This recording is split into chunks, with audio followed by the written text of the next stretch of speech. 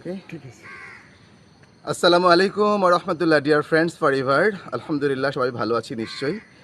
একটা ছোট্ট ইনফরমেশন যেটা আমরা সবাই জানি, একটি রিভিউ, সেটা হচ্ছে যে আমরা যদি ইতিহাস পর্যালোচনা করি যে এই পৃথিবীর শুরু থেকে হজরত আদম আলাহিসাল্লাম, মা হাওয়া আলাহিসাল্লাম যখন পৃথিবীতে আসলেন তখন তাদের কিন্তু অ্যাভারেজ গড় আয়ু প্রায় 1000 বছর ছিল। পরবর্তী নবী রাসূলের জামানায় এরকম 500 বছর, 700 বছর, 1000 বছর। তো এখন আমরা কেন 60 থেকে 70 বছরের বেশি চিন্তা করতে পারি না?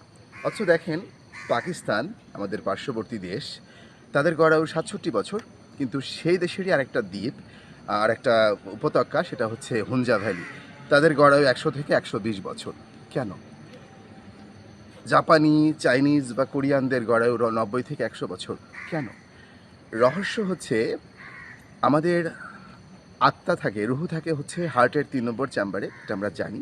এবং আমাদের কতটুকু আয়ু হবে তা থাকে হচ্ছে আমাদের ডিএনএর মধ্যে টেলোমেয়ার। টেলোমেয়ার যত লম্বা তত বেশি আমাদের আয়ু বেশি।